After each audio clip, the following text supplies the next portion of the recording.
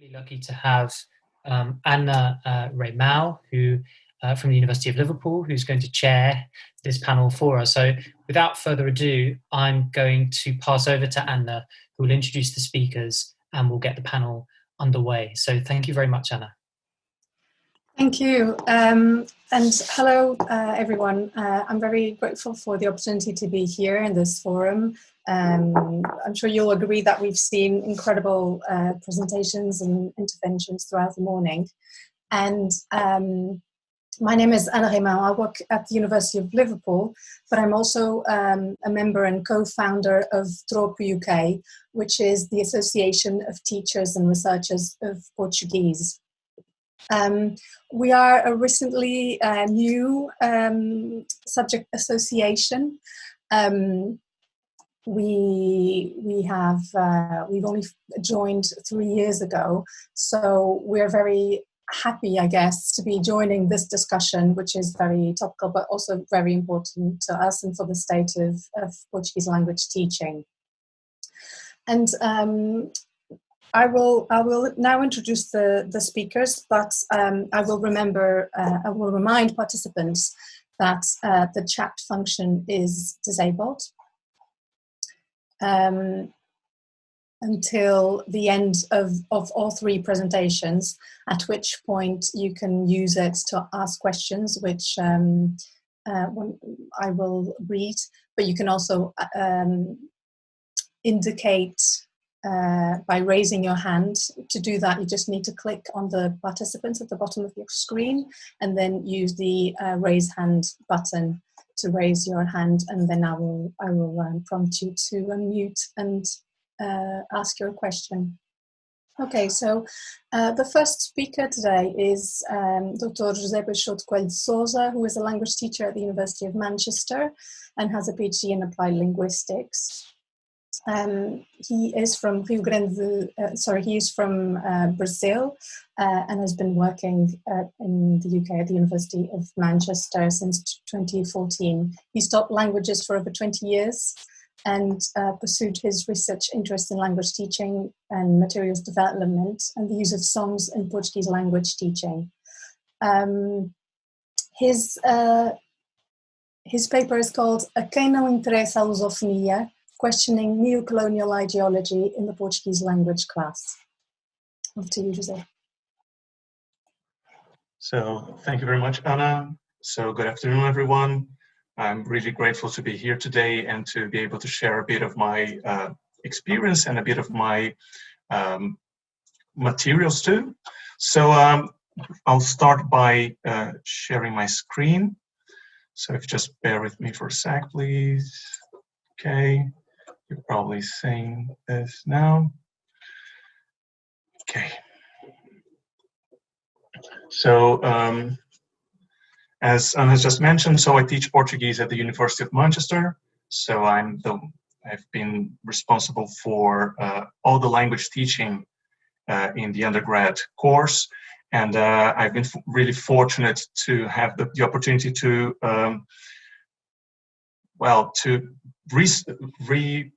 restart the curriculum from scratch, the syllabus from scratch, right? So, and then this material I'll be showing you today is a lesson plan I've prepared for final year students at the university. So we're looking at students who have been either to Portugal or to Brazil to spend at least like 2 to 6 months. And so I'll be talking a bit more about that as we go along, okay? So the reason why I decided to prepare this material in the first place is because when it comes to actually selling Portuguese as a study, as a language to be studied at university, many times we mention like the lusophone world, right? So this idea of like all 9 countries and 1 territory where Portuguese is the official language. But in practice, we don't really talk about that in class much, if not at all. Also, like in this material, as you'll see, like tries to bring a bit of like lesser known varieties of Portuguese, in this case, Angolan Portuguese. And because we tend to focus more on like the two most popular variants, which are Brazilian Portuguese and European Portuguese. So, so my objective today is to present and analyze a lesson plan entitled A Quem Interessa or Não Interessa a Lusofonia, which could roughly be translated as To Whom Does Lusophony Not Matter? Okay, so as I said, it was developed for final year undergrad Portuguese language students at Manchester University. So to begin with, we need to conceptualize what lusophony is, and that's a quite tricky concept, to be fair. So on the left, you can see the definition from So I can remember like the dictionary now, but a Priberan dictionary, one of the most important Portuguese dictionaries online. So lusofonia is a feminine noun, and it may refer to like the group of and political cultural group of speakers of Portuguese. Number two, so the promotion of the Portuguese language in the world. And the third meaning is the condition of being a lusophone, or being able to speak Portuguese, right? However, I would argue that this is not really straightforward at all, and this is kind of like a very neutral definition, whereas like there might be something else at stake. So I'll just show you about like a minute of this video. So it's was published on YouTube in May 2017. It's on a YouTube channel called Canal Cascais. Cascais is an important, it's a city in Portugal, right, near Lisbon. So I was just like, and it's called like, roughly like, do you really know what the lusofonia is worth? Okay, so hope you can. A família da lusofonia tem 9 países e vários territórios nos 5 continentes. Portugal, Brasil, Cabo Verde, São Tomé e Príncipe, Guiné-Bissau, Guiné Equatorial, Moçambique, Angola, Timor, Macau, Goa. Damão e Dio. Lusofonia é o espaço da globalização e da tecnologia. Português forma a 4ª maior comunidade de falantes do mundo, mais do que franceses ou alemães. É a 2ª língua mais falada do hemisfério sul. 4 línguas dominam 2/3 do planeta. Português é uma delas. Português é a 5ª língua da internet. Português é ensinado na escola pública de muitos países, da China à Argentina.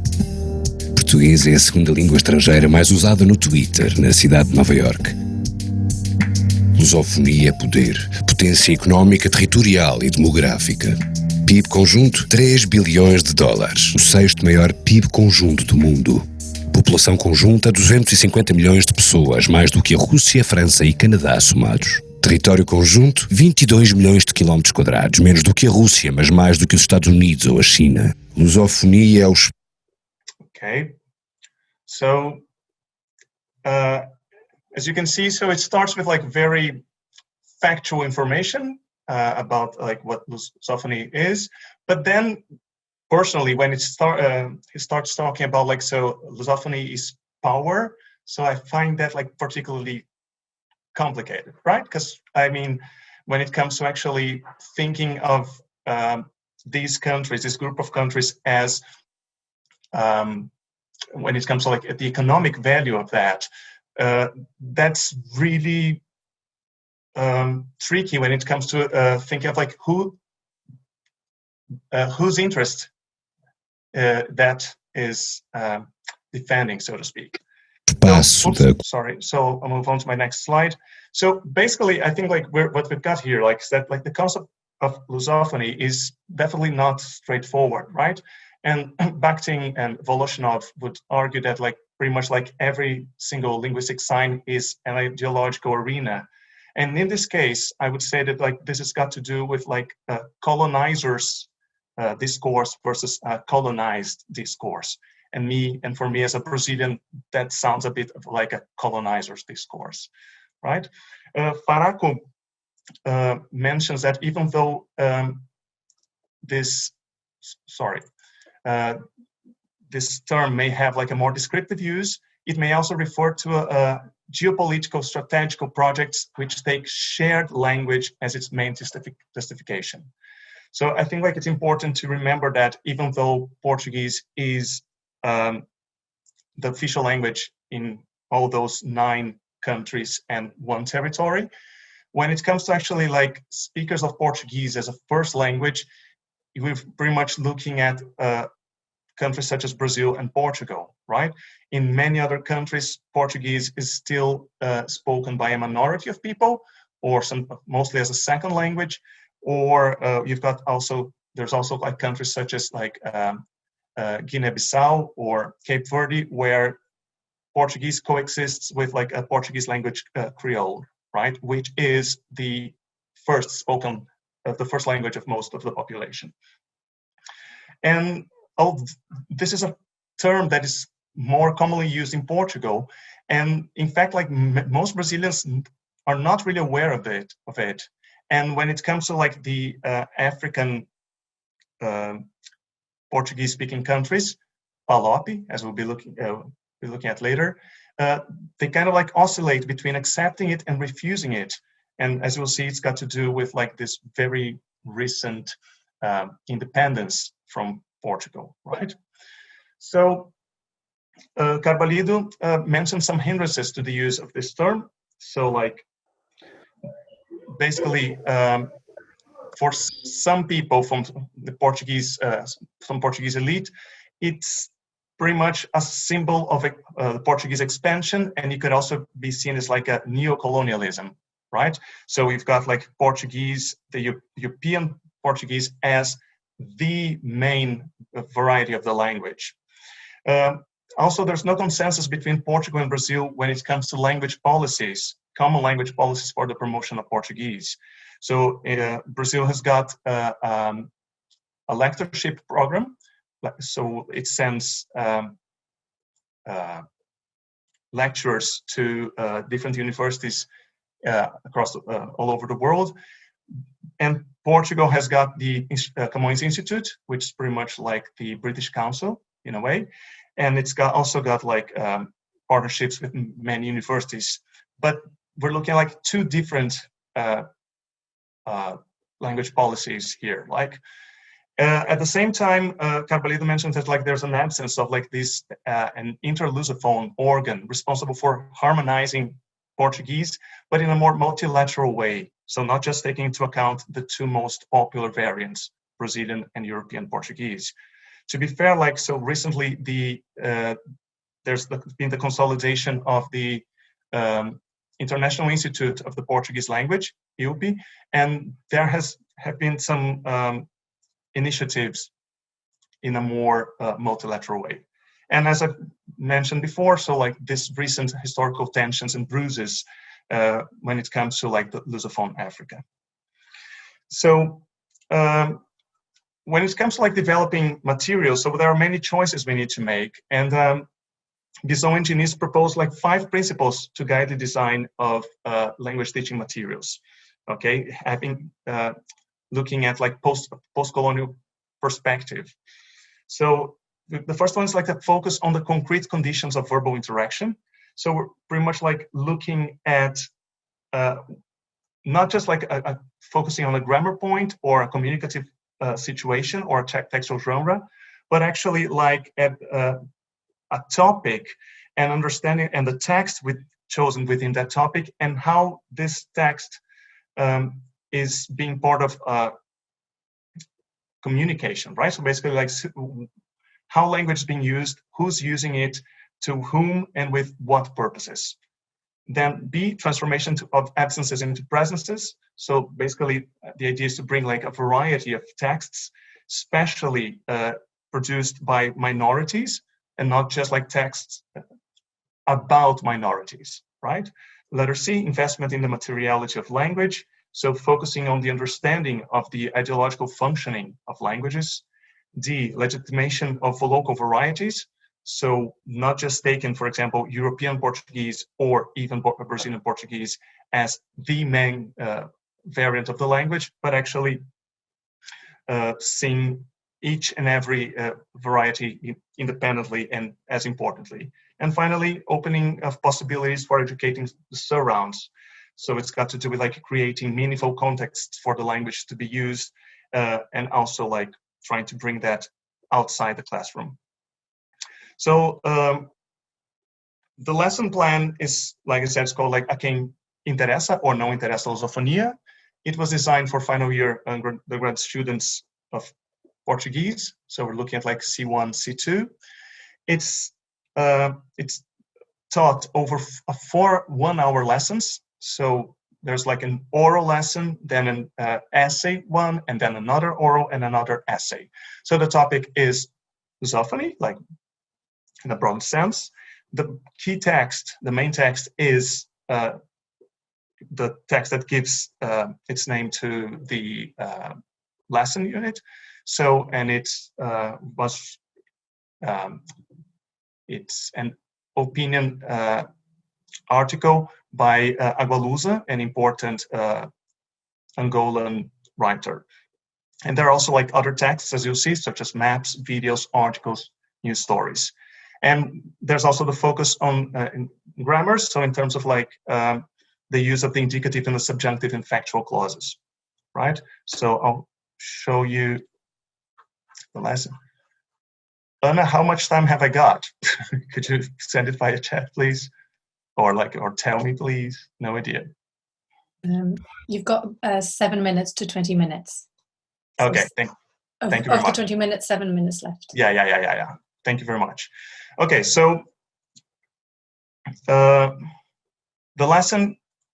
So in the first hour, it's an oral class. We start by talking about like 2 important acronyms in the Lusophone world, which are the CPLP, so the community of the countries where Portuguese is spoken, right? And PALOP, which like the countries, the African countries whose official language is Portuguese, right? So it's pretty much like trying to bring students, build on students' previous knowledge of the Lusophone world, right?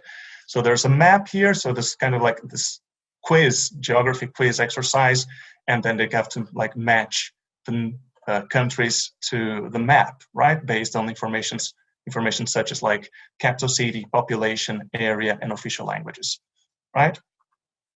In the same lesson, they also get to watch a video called Dicionário de Angolano, so Angolan dictionary, and so we start talking a bit about like the Portuguese spoken in Lusophone African countries. Okay, so there's a vocab exercise. Basically, all these sentences are real sentences, either from the video itself or from songs and websites.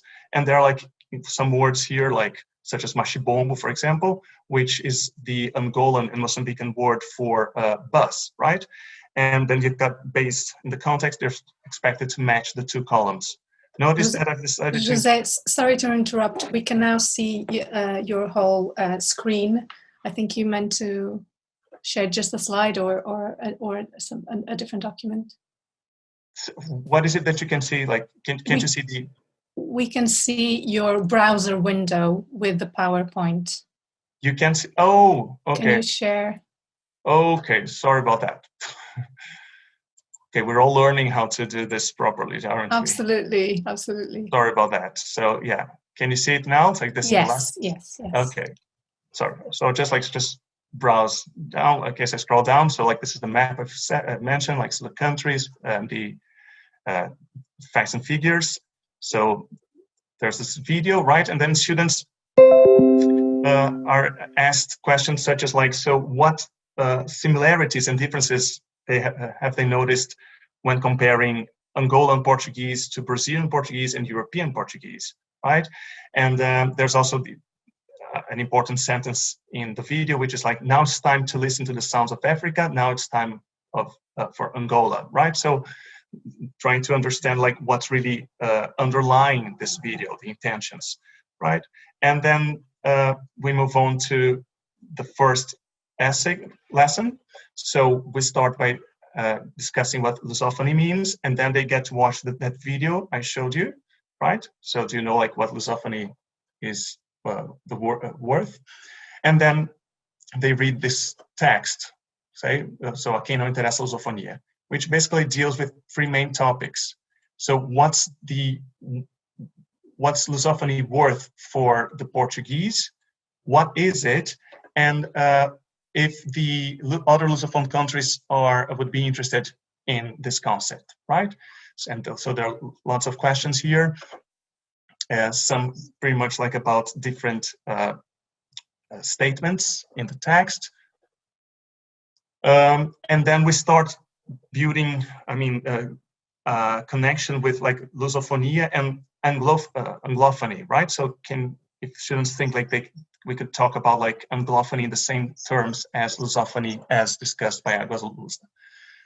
The second week, students are asked at home to read any text. So mostly like newspaper articles or even papers about the use of the term lusophony, right? And then in class, we try and systematize that. They share it in small groups and we systematize that.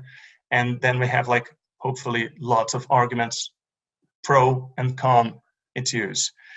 Based on these arguments and what they've discussed so far, we get to watch a second video, this time by, it's a video of like Onjaki, an Angolan writer, talking about his opinion of about his term lusophony, right?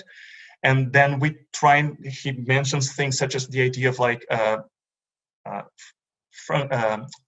lusophony as a kind of like francophony, right? So in the sense of like neocolonialist approach, according to Onjaki, right? And he also mentions that like when Portuguese people use the term lusophone, they end up not referring to themselves, but mostly to African speakers, right? And finally, there's a grammar presentation and a grammar exercise, which is not really the focus here, but we're pretty much looking at a grammar point that's really important when it comes to actually describing your opinion about, in this case, lusophony, right? So basically to talk about a factual, the indicative and the subjunctive and factual clauses, right? And in the end, they're asked to, the written assignment is like a letter to the editor to be published on the Público, which is like a newspaper, the Portuguese newspaper where the Agualusa text was taken from, and then discussing this text, and then discussing their point of view and the pros and cons of using lusophony and whether they are for or against it, right? I'll stop sharing my screen and I'll go back to the slides, and then I'll just make like some final remarks, and that's it. So, sorry, kind of like I skipped important information, but right, like, so as you can see, a bit too late, but actually the objectives are like to expand students' view of different varieties of the language by exposing them to oral and written texts in Angolan Portuguese, exposing students to different ideologies embedded in the term lusophonia and how they may relate to questions of power and ideology. And then like, so those more like linguistic objectives, right? So like the ones I've mentioned before. And then as you can see, students are expected to use all four skills. So my final remarks are, I really think that language teaching materials can, and must go beyond the teaching of language itself, right? And in this case, they can be used to foster students' critical thinking with regards to questions of neocolonialism. And also, we can bring less prestigious language variants and less prestigious voices to their classroom, right? I think it's also important to, based on what Ginny's and Bison suggest, right? So like the importance of exposing students to different discourses, especially the ones produced by minority groups, right? And that will give them a broader perspective on a given topic, and it will help them develop their own opinions about it. So basically in this lesson plan, all main texts were produced by like Angolan writers or, the Angolans, right? Except for the one about the worth of lusophony. And finally, as Bizonginis mentioned, so language teaching materials are instruments of language policy, and as such may function as bottom-up policies to fight hegemonic traditions, right? So even though it's just me doing this work within my classroom, this also allows students to question these ideologies and hopefully will lead to a more, let's say, critical approach to hegemonic traditions, okay? So that's all I had to share with you. Thank you very much for your attention. Thank you, José. Thank you very much. We will leave questions till the end. And now I will introduce Bela Almeida, who is my colleague at the University of Liverpool, where she teaches Portuguese language, culture and literature courses at all levels of undergraduate study. She has an MA in Portuguese and Galician philology and cultural identity, with a specialization in Portuguese and Galician literature and visual arts from the University of Vigo. And her research interests spread to literature and language teaching. And on top of this, she co-created the online platform Lit in Class to explore ways in which literature can enhance language learning. The title of her paper is Chega de Saudade, a Portuguese textbook in the making. Annabelle, thank you so much, and I'm going to share my screen. Bear with me, please.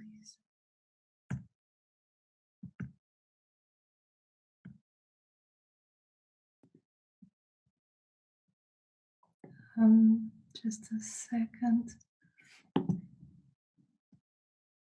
I'm not here. Can you hear me? Yeah? Yes. Okay, sorry. We can see your screen. Yeah, go ahead. Okay, perfect. Thank you. So, hello again. My name is Bela Almeida, and I'm a lecturer of Portuguese at the University of Liverpool. First of all, I would like to thank the organization of this conference, Emmanuel and Joseph, and also my colleague Ana Raimão, who put together this panel. Today I'm going to speak about my co-authored forthcoming Portuguese textbook based on the pedagogical approach of literature in language learning that I have been developing over the last years. Excuse me a second.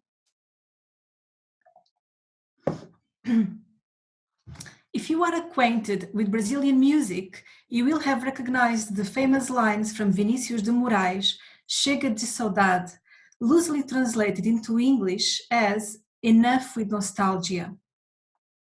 We previously chose this title because since the early stages of planning of this book, we wish to move away from outdated ideas in language learning materials and offer instead a vision more attentive to diversity.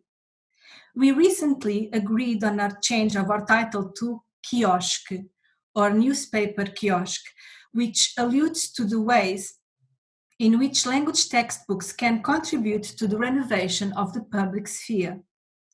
Producing language learning materials which move away from nostalgic and nationalist concepts, such as the Portuguese saudade, still very much remains our aim, so Chega de Saudade still applies to this presentation.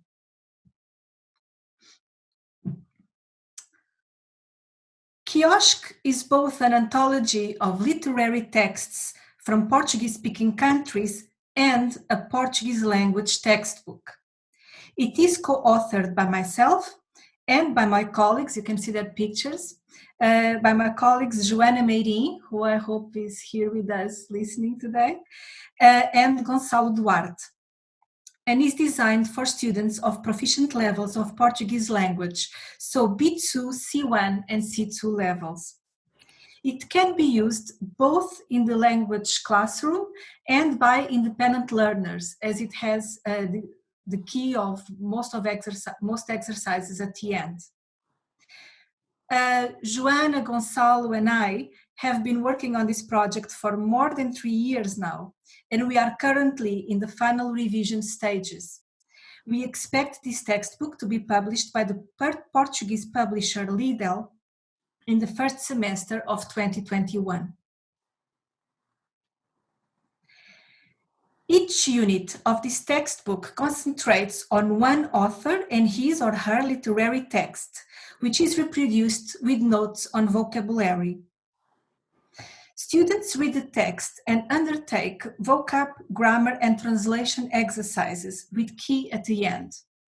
There are also exercises relating to conversation and written production with suggestions for oral practice and creative writing. Finally, we have a section called Para ir mais longe, to go further, where we suggest 21st century films, songs, and literary works from Portuguese-speaking authors which relate to each unit's text.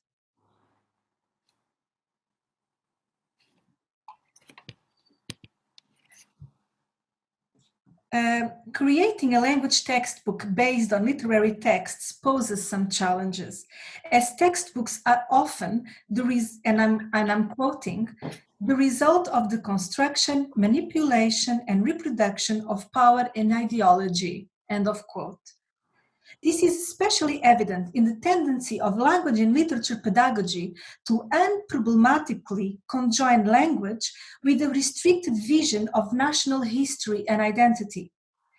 Take, for instance, the renowned national poet Luís de Camões, the symbol of the Portuguese language and imperial and epic literature, which would be central to any canonic anthology of Portuguese literature. Camões also appears in our textbook with the well-known sonnet Mudam-se os tempos, mudam-se as vontades, loosely translated into English as times change, wills or desires change. However, we hope to complexify and offer new readings on Camões by presenting it together alongside with its parody by contemporary Portuguese artist Miguel Januário. And you can see here, so on the left in the image, let me see if I find the pointer. You can see here, this is the work of Miguel Januário, Mudos os tempos, mudas as vontades. Januário is an artist who works with graffiti by producing large-scale inscriptions which reflect critically on the societies we live in. In particular, Januário created this piece that you can see here, Mudos os tempos, mudas as vontades, which I translate as silent the times, silent the wills or desires, which brings Camões back to Portugal during the recent financial crisis years when this piece was created, with its allusions to times and voices and desires that are often silenced.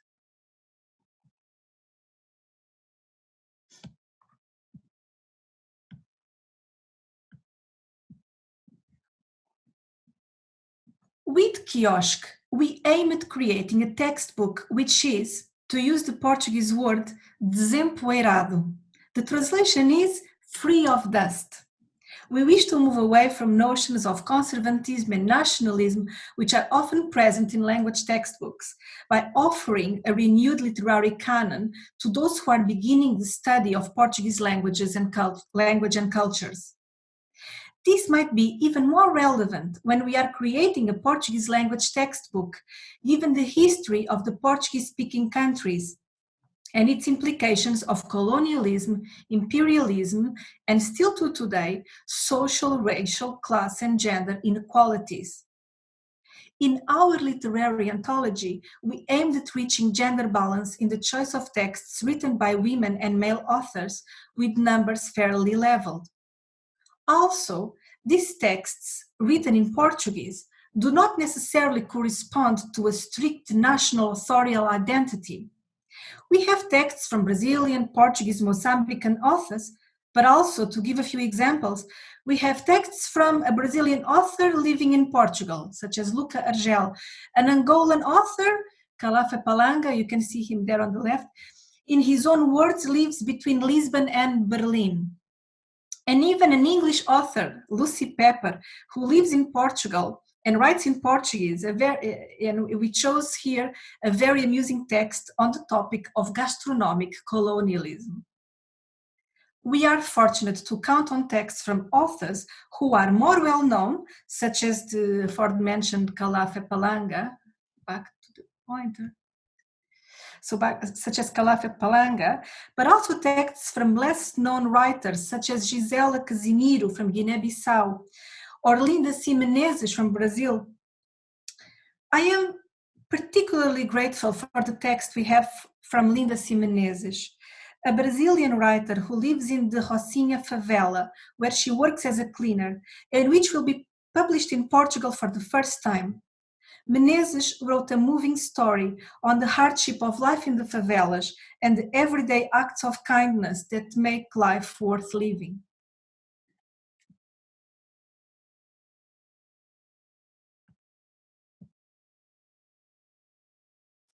In Kiosk, we aim at providing learning materials that both problematize and celebrate difference.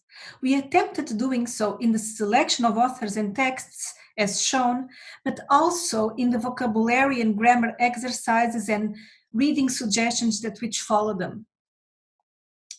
For instance, we have an example. One of the texts in our anthology, in our textbook, is this one, Negros, Black People, from the well-known singer Adriana Calcanhoto, the well-known musician Adriana Calcanhoto. In this text in particular, this is to give an example, we ask students to analyze the lyrics of this song, which deals with the legacy of colonialism in Brazil. For instance, we ask students, referring to one of the lines of the lyrics, which says that white music is black, we ask students, why do you think that white music is black? There are undoubtedly limitations to this work. For one thing, the three organizers, myself, Joana and Gonçalo, are white, Portuguese academics with limited access to the literature that is being produced outside of the more conventional Portuguese literary system of publishers and bookshops.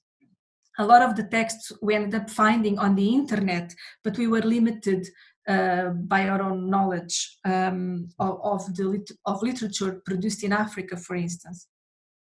Also, we are aware that despite of our care, more could have been done to make the examples created and the language used more gender inclusive.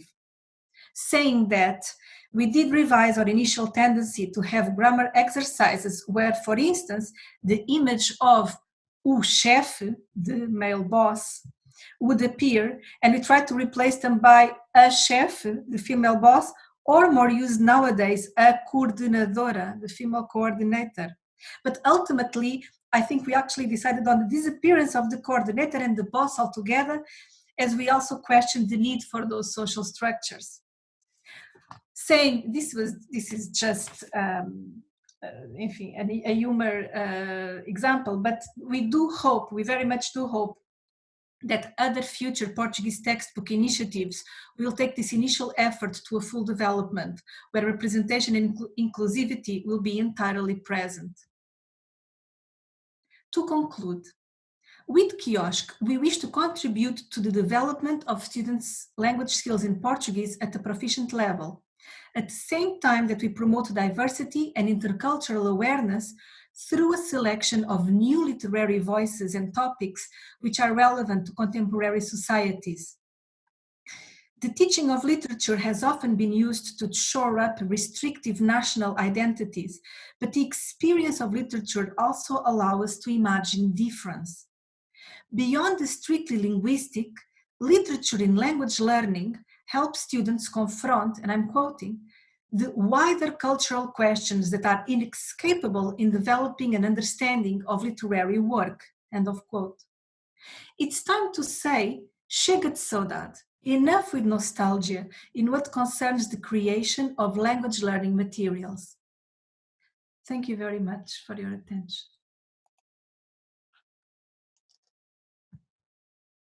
Thank you very much, Annabella. And now we move on to the presentation by João Pedro Vicente Faustino, who's a graduate from the University of Lisbon, where he also completed his teacher training. Having taught Portuguese at the universities of Delhi, Granada, and Toronto, he's currently tutoring Portuguese at the University of Warwick, where he is additionally completing his PhD in Hispanic Studies. The title of his paper is Decolonising Portuguese Language Teaching, Reflections and Strategies. Over to you, João. Right, thank you. It's a pleasure being here, and it's been fascinating listening to all the contributions so far. I will begin by introducing just the structure of this presentation. Basically, I will talk about my experience of trying to rethink my teaching practice from a decolonial perspective. I will talk a bit about the challenges I faced, and also about some possible solutions, and finally, I will give two examples of teaching practice, one relating to my own teaching practice, and another one which I took from, I stole from Luís Gonçalves at Princeton University. So I hope that this is working properly. And I don't know, Anna, if everybody can. Yes, yeah. Yes. Okay, perfect. We can Thank see you, but do you need to share your screen? Yes, I'll share it now. Sorry, I was just trying to confirm everything was okay. So I'll share my presentation. And we can see your screen. Okay, is it fine? Yes, it's fine. Yeah, thank you. Perfect. Thank you. Sorry. So what we do without thinking and why. So this is a reflection on the hidden curriculum. So what I found thinking about my own teaching practice, and also reflecting on what I know about the work being done in other places, it led me to a few conclusions. So first of all, I think that in most cases there is an almost exclusive focus on the European or Brazilian Portuguese standards, as José also mentioned. Secondly, often we find a superficial and stereotypical representation of the formerly colonized other. There is an extended focus or too much focus on middle-class white urban experiences and on what we understand as neutral topics. Then I also noticed at times that we can engage in cultural appropriation without realizing what we're doing. I know that cultural appropriation is a complex topic to approach, but I did feel at times that perhaps I was creating activities that had this element to them, or I definitely saw activities in other universities that reflected this. And then we occasionally find a reproduction of colonial relations between so-called developed and developing nations, rich and poor institutions and actors, teachers, students in different contexts. So these are a few elements I identified on the basis of my experience teaching. And what are the reasons for this? I think that there are difficulties with teacher training, both basic and continuous teacher training. And so I did my teacher training in Lisbon for 2 years. I did continuous teacher training throughout my years teaching in several contexts, and effectively the issue of colonial memory and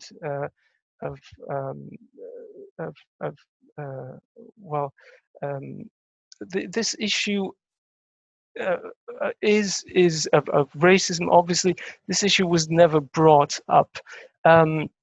Also, the issue of gender, etc. So I know that we are people of the world, and we obviously should be aware of these issues. But it would be important if teacher training actually focuses on these issues explicitly. I think the other issue that relates to this first point has to do with a compartmentalization of disciplines within academia, which people have spoken about a lot yesterday and today.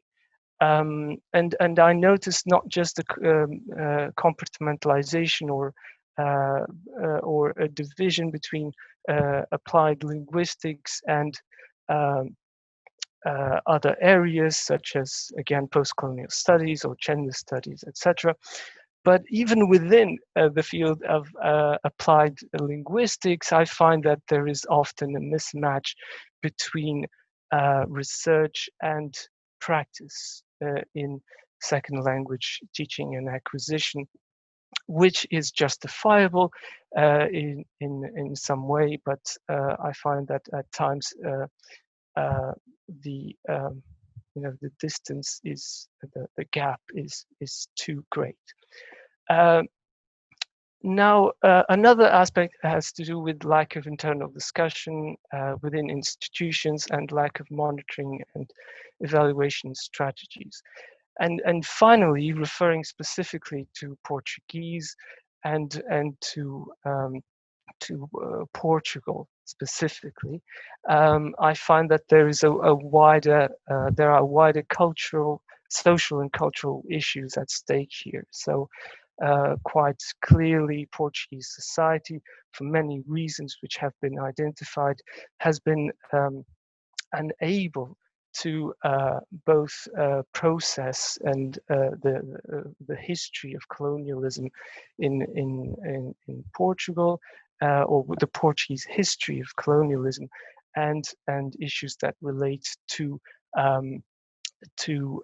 structural racism in the country. So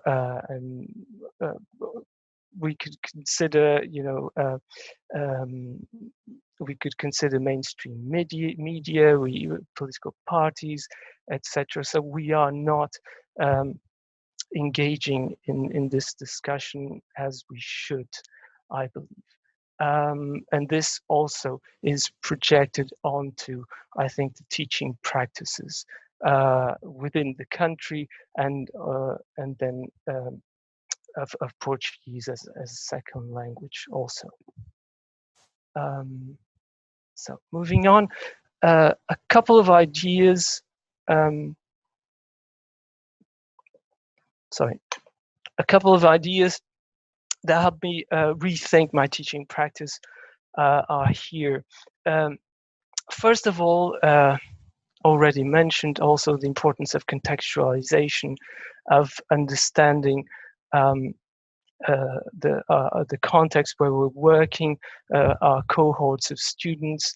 Of course, in the UK, cohorts are extremely varied in different institutions. And of course, if you're working in different countries, you will notice huge differences. And I understand that although we always try to avoid prejudices, whether these are positive or negative, it's hard to avoid them. But I definitely try to start with a clean slate and to be open-minded and to try to learn as I go along. The second issue is framing, which I think is crucial. Often, if you frame or if you inform your practice with a decolonial perspective, you may need to you may need to change many things, but often you don't need to change. Often minor changes are effective. And I think Elizabeth Ward yesterday spoke of gave the example of simply changing the names you're using, or in grammar, say exercises or etc. Or for instance, trying to represent different standards or varieties of Portuguese. That on its own is, I think, a valid process or procedure. But then there are, of course, minor changes that I've had to consider, and I moved to the issue of selection. You know, what voices, what realities, what topics, what language is represented in the classes. And I think that one of the problems that I faced had to do with trying to avoid stereotypes, right? And I find that being specific, looking for specific realities, which tend to be quite complex, reality is complex. You know, I find that that's looking for these specific voices helps me avoid this threat of stereotyping and of trying to be too representative and too imposing in that sense. Also, the other issue, which is very practical, has to do with implicit or explicit approaches, right? And I agree with what was said yesterday, that we should try to make our perspective explicit to students. But in practical terms, mostly at the beginners or intermediate, early intermediate levels, a lot of the work you do is implicit. It's not necessarily explicit. I find, and that is okay, and that is natural. Simply because I find that students wouldn't be able to necessarily in the target language to approach certain issues. Now, the final point, which I find is important to consider, has to do with audience and impact. Of course, our audience is our students. Well, they're our audience, and at the same time, they are part of the process. But I'd like to think more in terms of the impact of the work we're doing in our classes. Can we project this work outside our classroom? Can the production, the work students do, what they produce in class, maybe find other platforms and try and can we try to, in a way, influence society also? That is a very important point for me, and which I will approach in one of the examples.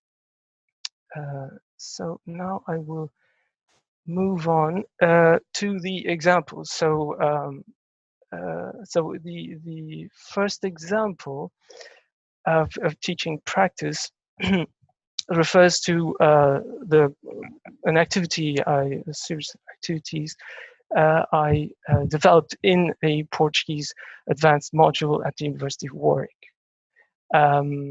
And the topic is colonial memory in public spaces. And the goals would be to discuss the manner in which colonial memory is present and how it is processed in Portuguese society, and also to reflect on the intersection between colonial memory and public spaces. I have to say that this unit was created 3 or 4 years ago, and at the time these issues were not being discussed as they are now in British society. But in any case, I decided to present this unit because I think it's very clear in terms of the approach, and also it doesn't require a lot of historical, cultural contextualization. So, so I'll go through the unit now briefly. So the first part or the first activity is very simple, and I would only ask students to do a small research work, which was to look for information relating to 3 places: Praça do Império in Lisbon, the Square of Empire, yes, and then Cais do Valongo, which is in Rio de Janeiro, and Casa dos Escravos in Gorée in Senegal. So the idea was to get students to begin to explore how colonial memory is represented in cities, right? And so after this first stage, I asked students, I actually challenged them to look at that statue you find there, which is of the Padre António Vieira. So António Vieira, who is a 17th century Jesuit missionary, one of the greatest authors in literature in Portuguese, of course.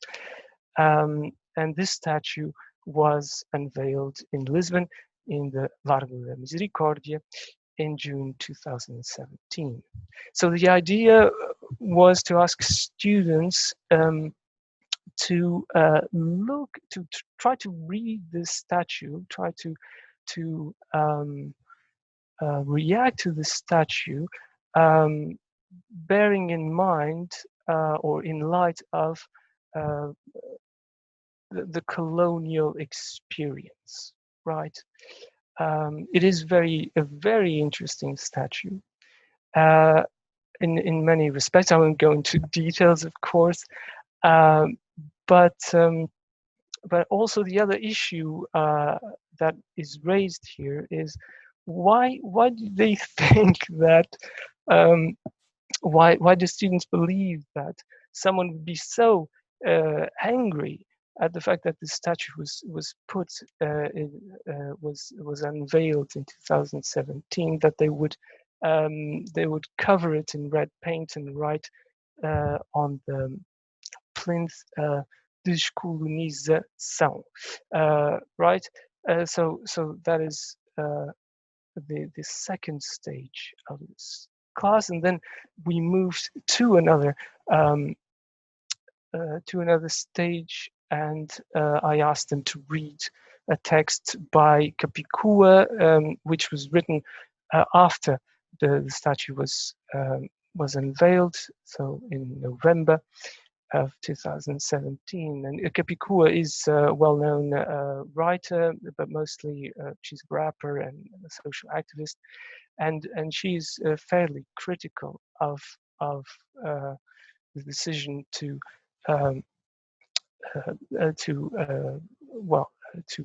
build this statue in 2017.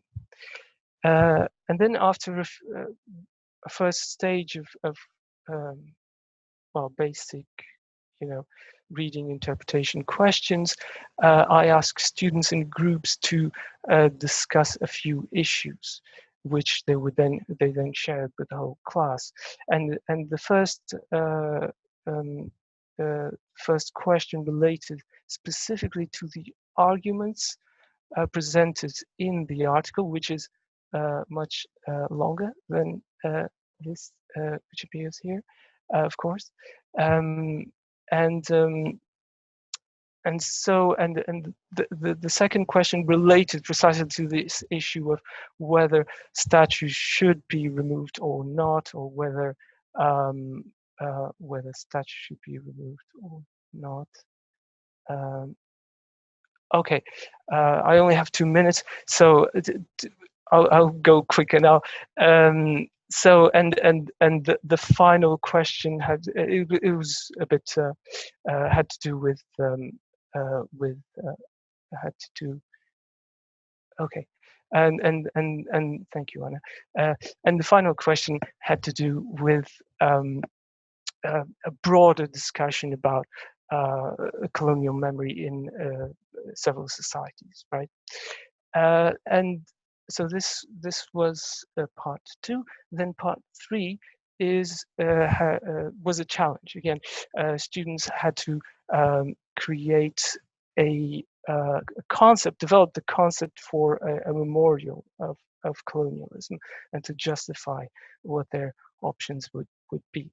And now,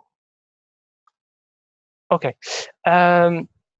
And finally, they would have a writing task, which would be inspired by this monument, this memorial, this installation, which is on not colonialism, but on slavery, which was created by Kilwanji Kia Henderson, an Angolan artist, and which was approved and is going to be built in Lisbon, in downtown Lisbon, and which is, it's important to mention this, it is titled Plantação, Prosperidade e Pesadelo, so plantation, prosperity and nightmare, thus connecting directly the colonial experience with, or the colonial project with, capitalism.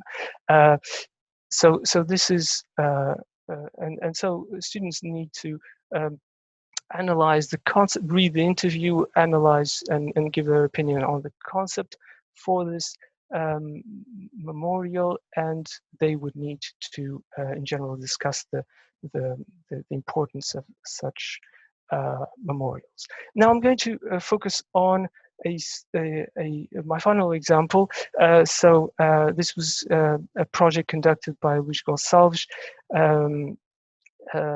at Princeton University in Portuguese language modules, several levels. I believe it's beginners and intermediate. And Luís allowed me to use this example, so I'll try to be as brief, but also as I think as clear as possible, in order to do justice to the project. So the topic is indigenous, Afro-Brazilian and LGBT plus leaderships, and the concept was to create a research and writing project based on a human rights and post-colonial perspective, which would allow a group of students already engaged in social activism to intervene in society by creating Wikipedia pages on topics which had not yet been dealt with in the platform. And they did create wonderful Wikipedia pages. I'm going to focus on the Wikipedia pages that relate to indigenous leaders. Here is one on Paulinho Kadoyeba, another one, and a final page. As you can see, they're quite detailed. Beginner students can do this work. It's accessible from the linguistic point of view, and I think these are brilliant pages. However, when you intervene in society, you have to expect a reaction. And the fact is that Luís and his students realized that a group had quite clearly an organized group had targeted these pages, and they had labeled them as irrelevant, and so they were taken down. And so students had to face directly prejudice, social prejudice, and they had to find ways of trying to reinstate these pages. And they sought the help of this Grupo de Usuários Wiki Movimento Brasil, and the mission of this group is to guarantee that quality, reliable information is available on Wikipedia, right? And so they did manage, fortunately, to reinstate these pages. And I think that this project is wonderful because of several aspects it reveals. It unites reflection and action, leading to a comprehensive learning experience and potentializing the agency of students. It allows for an engagement of students with multiple social contexts and actors, and it also breaks quite clearly disciplinary boundaries. We could think of possible variations, types of activities, such as, for instance, translation, different topics, and different platforms that could be used in order to transfer the work we do in classes to society, with all the positive and at times negative consequences that this may bring us. But I think in general, I'm sure it was a wonderful learning experience for the students of those cohorts, and I can say that, and I'll finish with this, that I'm very happy also with the results my students have achieved, because you could see the impact it does. This process is challenging for the tutors and at times for the students, but definitely I think it's worth it. Right. Thank you.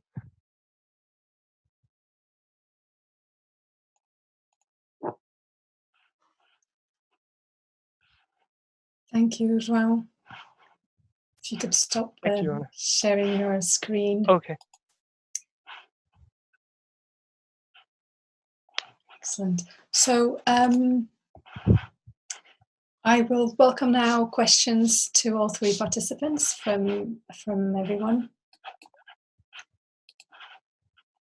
And perhaps while I let you gather your thoughts, and you can ask questions on the chat that I'm happy to read out. Or just raise your hand clicking on the participants button. Okay, so Vincenzo, you can unmute yourself and ask your question, please. Yes, right. Thank you very much, Anna. Thank you very much for this very interesting presentations, quite inspiring. As I'm studying Angolan literature, I was quite interested in these presentations. And I have more than a question, it's like more an opinion I would like to express, and I think I'm stating sort of obvious, but I would like to know your opinions regarding this aspect, which is the fact that the marginalization of the other varieties of Portuguese or the other forms of literary expressions in the Portuguese-speaking world, the reason the marginalization is due mainly to the absence or to the absence or very limited number of published works regarding, for example, there's no Angolan Portuguese grammar, as far as I'm aware, or there's not Angolan Portuguese dictionary or a Mozambican Portuguese dictionary. So I think that these sorts of games of power, if we want to reuse the word of lusofonia, língua é poder, the games of power lies between Brazil and Portugal because they have very well established publishing markets. So, and they all tend to overtake the other markets as well, and they publish works from authors from other countries outside Portugal and Brazil. So, in your opinion, how is it possible to implement or to publish or to divulge more works that are belonging, written by authors from these marginalized countries, and how to divulge, implement varieties of Portuguese from these geographical areas? Thank you. I suppose the question is for all three panelists, so I don't know who wants to go ahead first.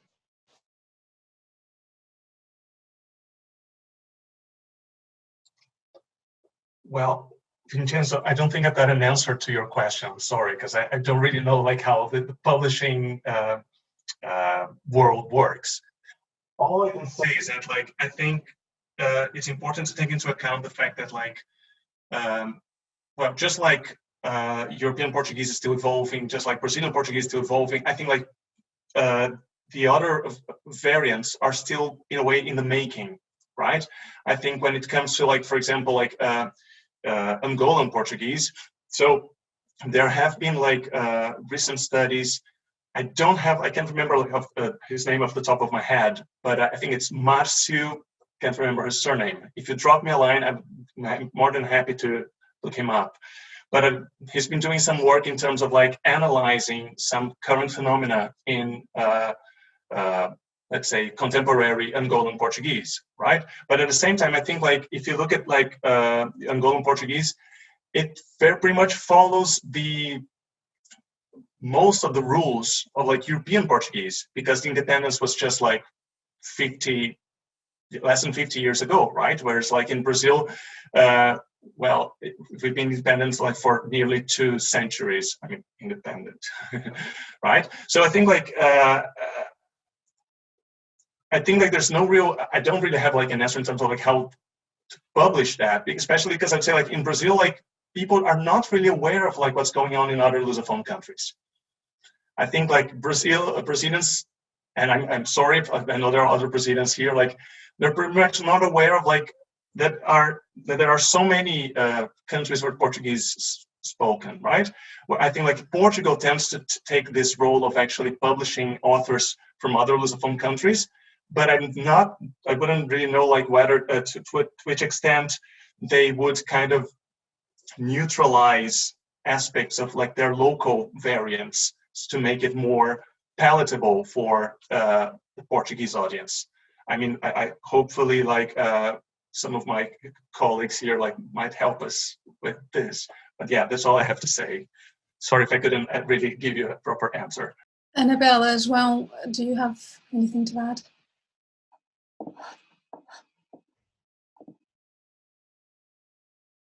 I mean, I think it's a really good point, and of course there would have to be a political decision in order to make this happen, to allow more authors and of other expressing themselves in other variants to be published. But I think that thinking in terms of the language practice, I think there are ways of circumventing that. I think we need to in the world today, where we can communicate with very easily, and we can obtain information, videos, etc. So there might be ways. I'm sure there are ways of circumventing that difficulty, at least in the second Portuguese as a foreign language classroom. I think. Thank you.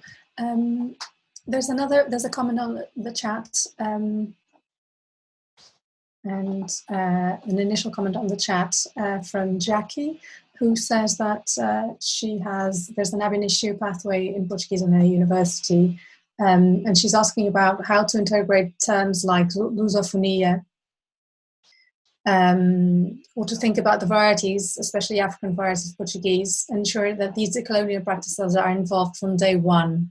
when you are teaching ab initio students. I think both João and José mentioned this in their presentations.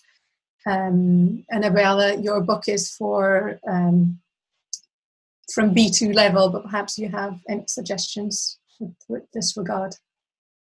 I think this is also a point that Emmanuel raised yesterday in one of her comments to one of the presentations.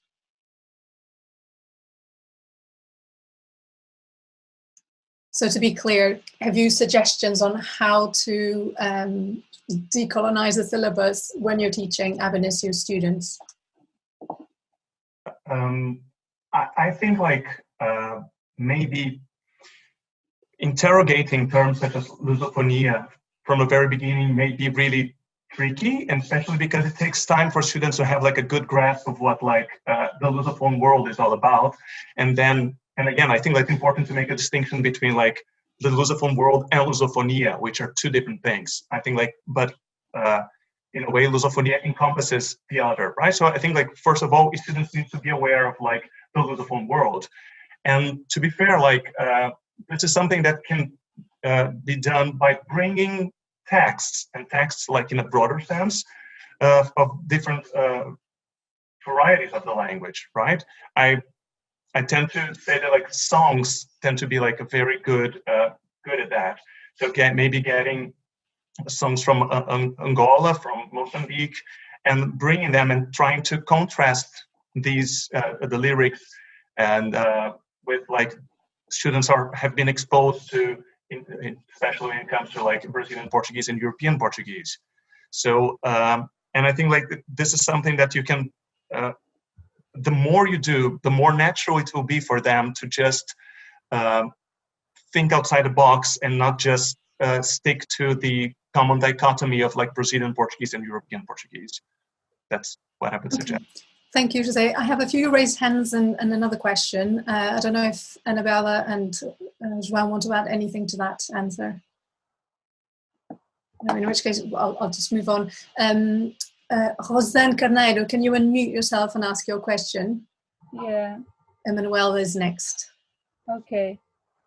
Hi, Rosanne. I'm turning on. I don't know if it's... we can hear you. You can hear me? Okay, so fantastic. No, it's just a point which I think is maybe interesting for discussion, is that you're talking about the varieties of Portuguese language and how to deliver this in the classroom. But one question I always have from the students is about the variations in the case of Brazilian Portuguese, but this can be applied for other countries, is about variations within the country. And comes to my mind, listening to the speakers today, that book from Marcus Bagno is a socio-linguistic book, which is very, it has been,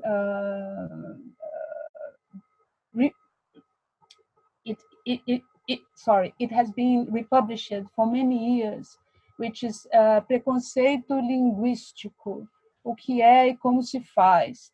And I don't know if he has, in the last editions, if he has included the question of the colonization in his writings. I'm curious to know about, but the question is that the variations within the country, they speak a lot about all these prejudices that we see within Brazil.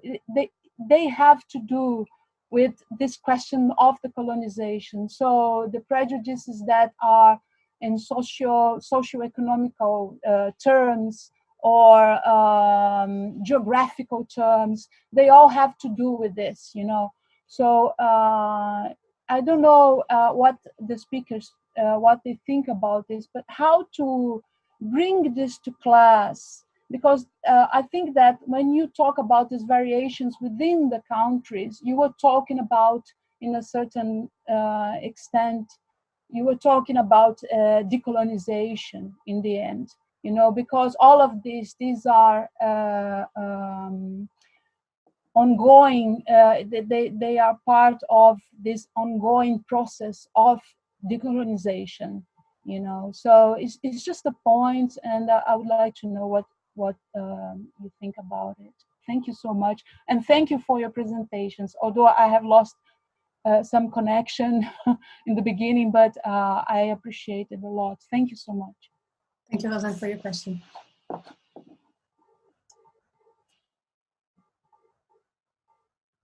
Who would like to answer that?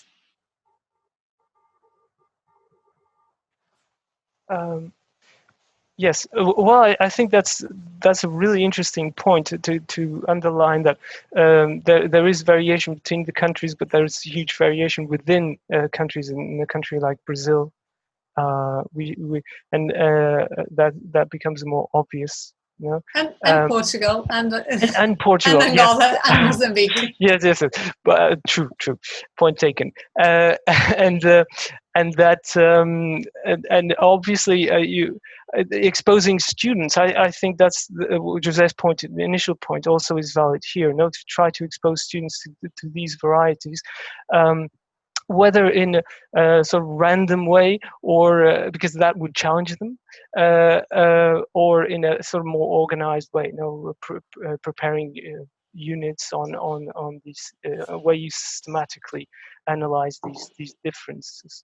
I think that's that's fundamental, and also to convey this notion that this variation is in fact so important and makes our language richer. But I think one of the points here when dealing with variation is again in the language classroom is that students may feel really challenged by this because they would expect they would expect a certain standard, etc. So there is some difficulties arise from this, and I think also the issue of how to contrast, exposure with production, right? I think that's an interesting topic to approach also. Yeah. Okay.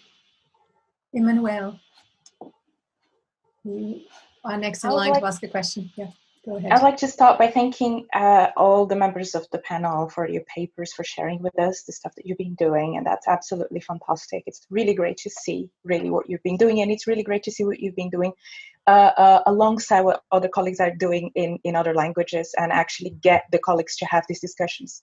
One of the things that's really important from Joseni's question, and it's something that I spoke of yesterday and I keep on banging on, is the idea of variação linguística, varieties, and we're talking about this.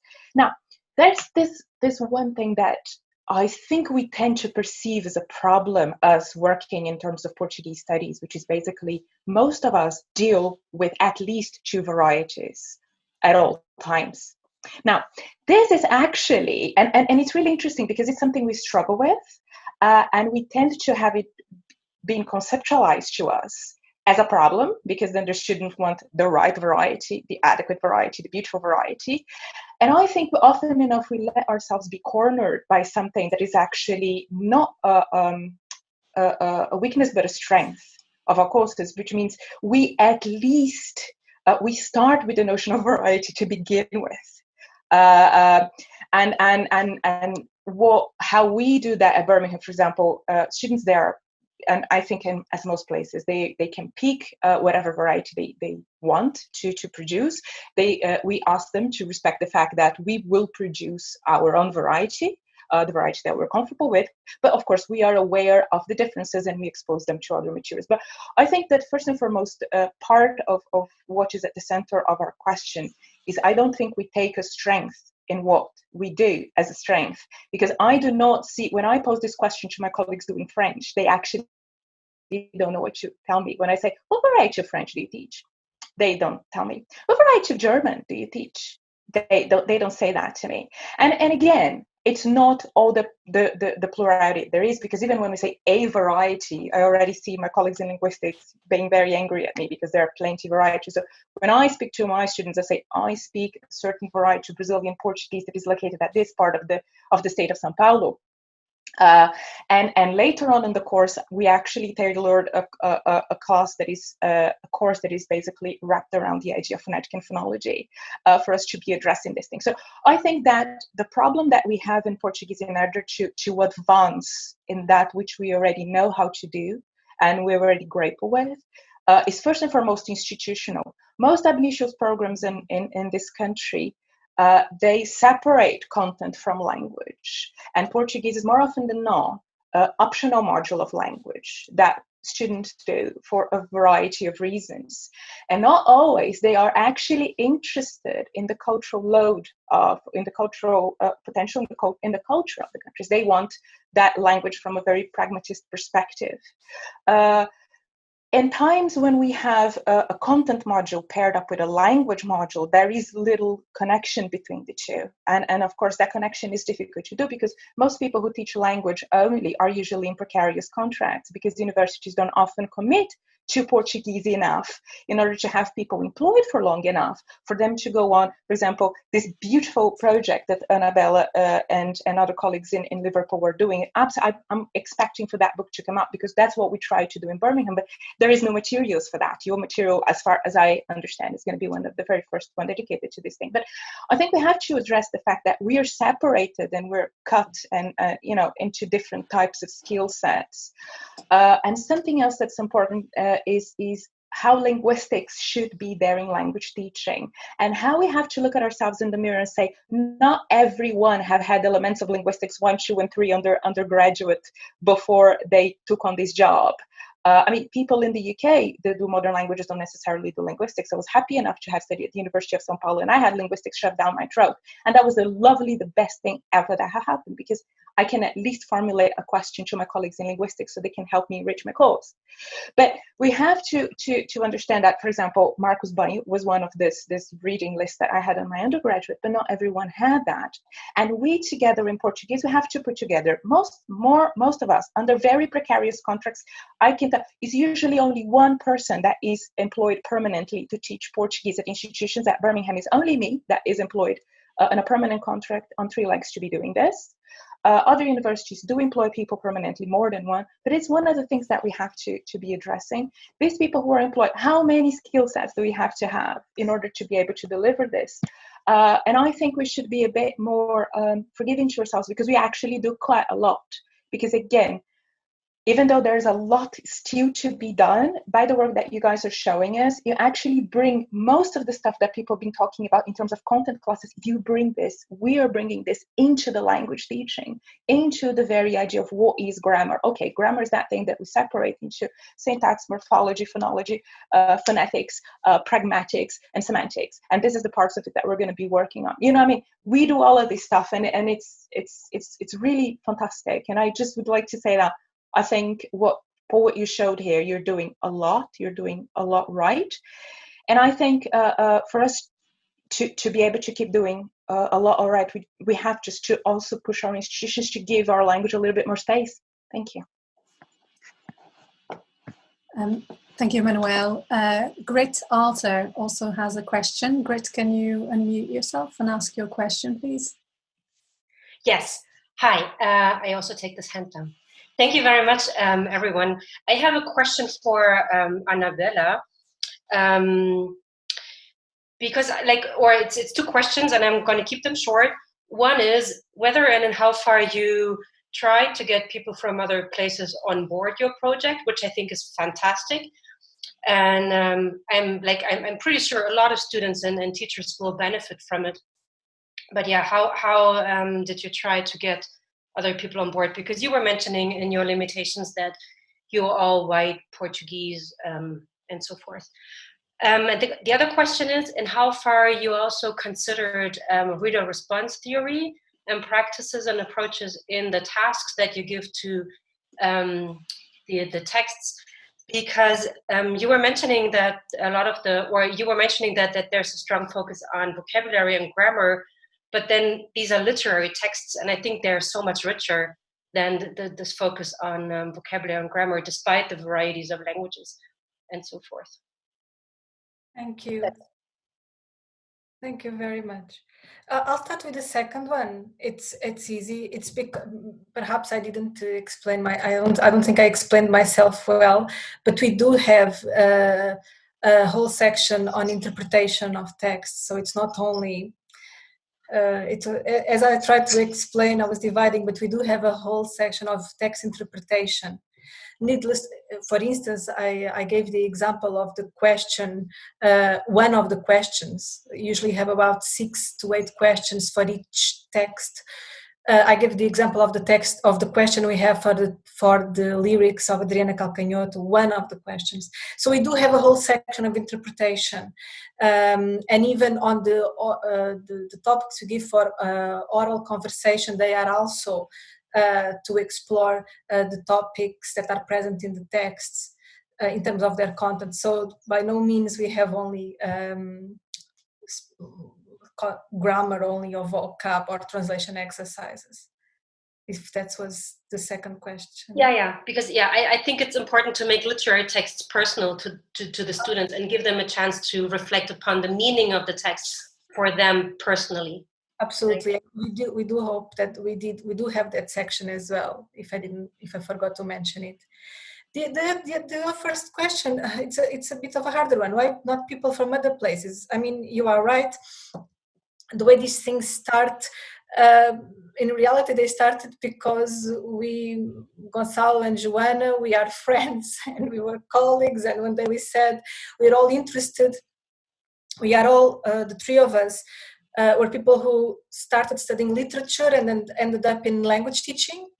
And we are bringing the two worlds together. So our love for literature and our practice as language teachers. So it's been, so in a way, no, we did not consider having, we saw this as a project where we started with this idea and started putting it together.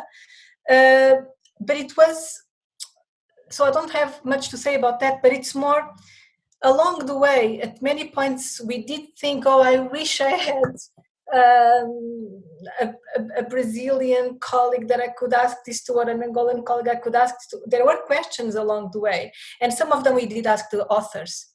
For instance, on a vocab, there is a text from Elder Fife from Mozambique. There was one word we didn't know, we had to ask him. We went there. So there were moments when we consulted the authors. But you are right, in a way, in an ideal and in an ideal future, such book, it will be the case that colleagues are from different parts of the Portuguese-speaking world. Thank you. Okay, thank you for the question. Rita Faria has had her hand raised for a while, and I have a couple of questions to read as well from the chat. But Rita, if you could unmute yourself. Sure. Thank you very much. Thank you for all the presentations and the discussion. It's been very, very interesting. And actually, my question relates a lot to what Annabella has just said. So she has just said that, oh, I wish I had an Angolan colleague that I could ask things, or speakers of other varieties. And this is a difficulty that I experience every time I teach Portuguese as a foreign language. So I am Portuguese. I teach Portuguese as a foreign language in Portugal. And of course, that the variety that I teach is European Portuguese. That's the one I'm qualified to teach. However, I do tell students, I usually teach A1s, so very basic level. I tell students from the start, look, this is the variety you're going to learn, but Portuguese comprises a lot of other varieties that I wish you could experience as well. I have a notion that what you're learning is just one facet of the language. My difficulty is that, so this is, I suppose my question is, I'd like to see if the colleagues agree with me, that perhaps we need to engage more with colleagues that teach other varieties of Portuguese and are speakers of other varieties of Portuguese. Because, okay, in Portugal, if I have a question or something about Brazilian Portuguese, yes, I can find colleagues that I can ask, that I can bring to my classes. But if I want to find someone from Angola or Cape Verde, or other countries where Portuguese is spoken and taught as well, I have tremendous difficulty. So I can never go very far in my teaching. So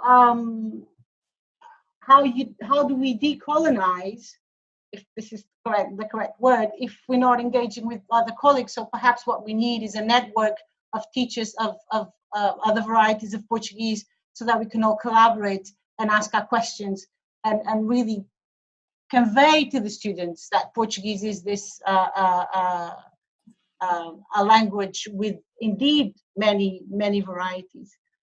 But how do we do that? So I don't know if anyone has any ideas, but really this is a difficulty that I feel every time that I teach the language, that I think about the language. Yeah, sorry, Thank you, Rita. Yes, thank you for your comments. Do you have a more active question for any of the panelists? Very happy to leave. Yes, I was wondering if our colleagues have thought about this before, and whether they have any ideas of how we set up a network of Portuguese teachers of different varieties. Because okay. I think it will be perhaps the first step to the true decolonization, perhaps. Okay, thank you. Don't know if anybody has any thoughts on that.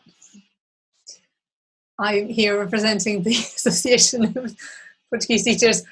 We have several ways of, a network with that particular profile isn't in our plans, but we do have several public-facing ways of communicating with our members, and it's easy to share resources in that way. I don't know if anybody has anything else to add.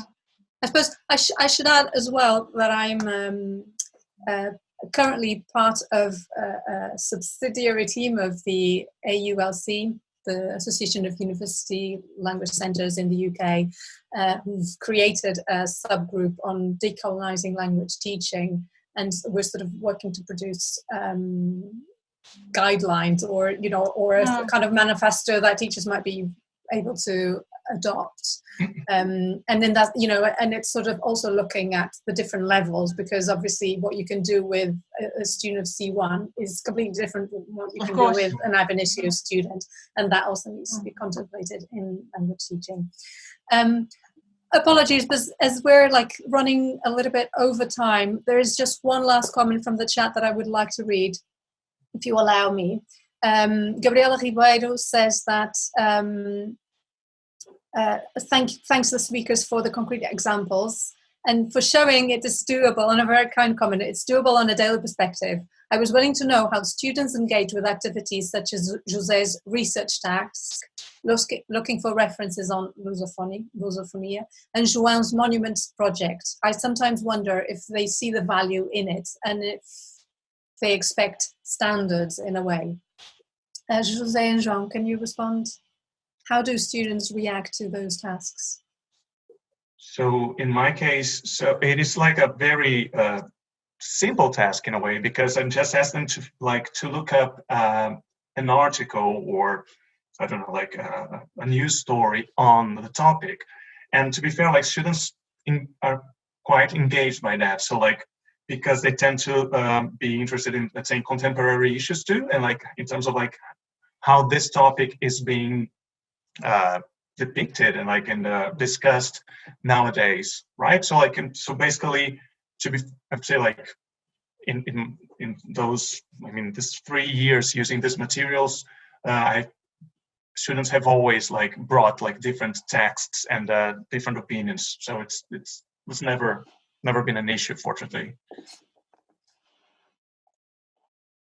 Thank you, João. Would you like to have anything? Yeah, no. In my case, it's a similar situation. I don't require them to do too much research, and I find that in general they do engage quite well with the activities proposed, and I think that also it's important to stress that I try to get them to think about not just about the lusophonia or etc. So about a Portuguese or Brazilian or Lusophone context, but also to think about themselves and their own cultures, and so there is a degree of at times surprise, and there's you can sense there's a silence of reflection at times, and then more engagement. I think that's important. Okay, so I think with that we're going to finish. I'd like to just to say a few words, just to, I guess, thank our panelists and thank everybody who was here hearing the contributions and also asking questions during the discussion. I think the aim of the session on the part of TROPO was to really open the discussion about decolonizing Portuguese language teaching and its implications on design programs and adopting materials, and I think we have done that. And particularly recognizing that you know, there is, as Emmanuel mentioned, there is a skewed perception about perhaps the role of language teaching in decolonizing, because sometimes language is assumed as very divorced from the responsibility of decolonizing the curriculum. However, we've seen examples of how language teaching can be sometimes the ideal place for this transformative discussion, and also for challenging stereotypes. So I'll just would like to finish in the words of Alison Phipps, which has been quoted in the conference, throughout the conference. This is all an attempt at a way of doing. I think we've seen examples of an attempt at a way of doing, and let's recognize that really we are all still learning, and perhaps the fact that we're sharing is testament to that. So should I pass to you, Joe? Thank you so much, Anna. Thank you for closing, and thank you to the presenters for such a wonderful session. I'm just going to remind people that we start tomorrow at 10:30, and then we'll have our first session, 2 sessions again tomorrow. The first at 10:30, and then the second at 2 o'clock. So that's all I think I have to say. Thank you very much, and thank you, Anna, for chairing so brilliantly. And thank you again for your questions, and to the presenters for their papers. So we'll see you tomorrow at 10:30 a.m. for those who are able to join us. Thanks a lot. Thank you.